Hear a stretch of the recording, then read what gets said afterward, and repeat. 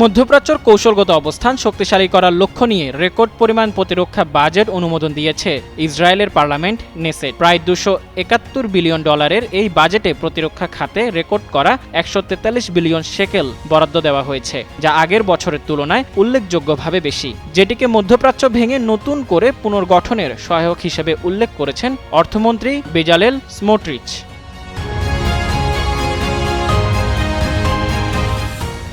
এছাড়া মধ্যপ্রাচ্য বিষয়ক এক বিশেষজ্ঞ ইসরায়েলের এই বাজেট অনুমোদনকে কয়েকটি দেশ লক্ষ্য করে সর্বাত্মক সামরিক আগ্রাসন দীর্ঘায়িত করার প্রস্তুতি হিসেবেও দেখছেন এবং একাধিক যুদ্ধ চালিয়ে যাওয়ার পরিকল্পনাও করছেন বলে মন্তব্য করেন তিনি।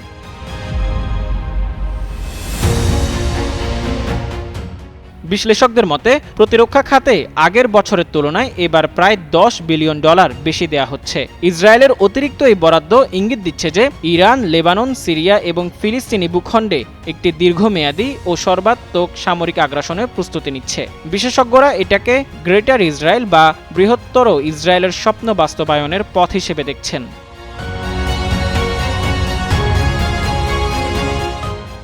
অপরদিকে অধিবেশনে অর্থমন্ত্রী স্মোট্রিচ এই অর্থকে যুদ্ধকালীন বাজেটের মূল অংশ হিসেবে অভিহিত করে বলেন, এটি ইসরায়েলকে ভৌগোলিক ও কূটনৈতিক অবস্থানে উন্নতি করতে এবং মধ্যপ্রাচ্যকে ভেঙে নতুন করে পুনর্গঠন করতে সহায়তা করবে। তিনি বলেন, এই বাজেট রাষ্ট্রকে বিজয়ী করবে।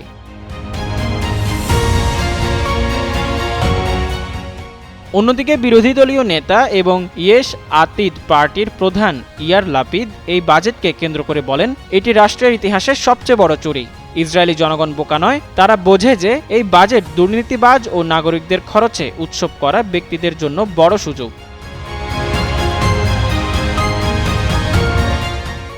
এদিকে এই অর্থ বাজেটকে কেন্দ্র করে পার্লামেন্টের এক বিবৃতিতে জানানো হয়েছে, ইরান যুদ্ধের প্রেক্ষাপটে এই অতিরিক্ত বরাদ্দ দেওয়া হয়েছে।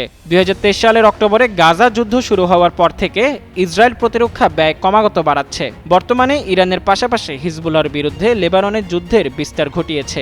এছাড়া আকাশপথের বৈরুতে হামলার পাশাপাশি স্থল অভিযান চালাচ্ছে সীমান্তবর্তী এলাকায়। তাই যুদ্ধের খরচ মেটাতে প্রতিরক্ষা বাজেট যুদ্ধের পূর্বের তুলনায় প্রায় 120% বৃদ্ধি পেয়ে 143 বিলিয়ন শেকেলে পৌঁছেছে, যা সামরিক সরঞ্জাম পুনর্ভর্তি এবং রিজার্ভ সৈন্যদের বেতনের জন্য ব্যবহার করা হচ্ছে।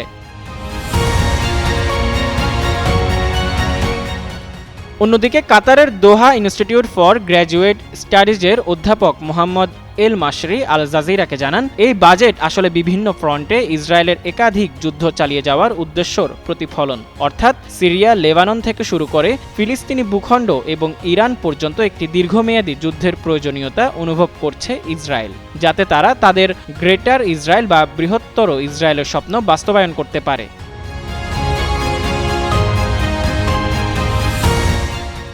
এখন এই বাজেট নিয়ে ইসরায়েল কি মধ্যপ্রাচ্যের যুদ্ধের পরিস্থিতি আরও ভয়াবহ করতে চাচ্ছেন, নাকি যুদ্ধের খরচ মেটানোই প্রধান লক্ষ্য, সেটিই দেখার বিষয়। মোজাম্মেল পায়েল, যুগান্তর নিউজ।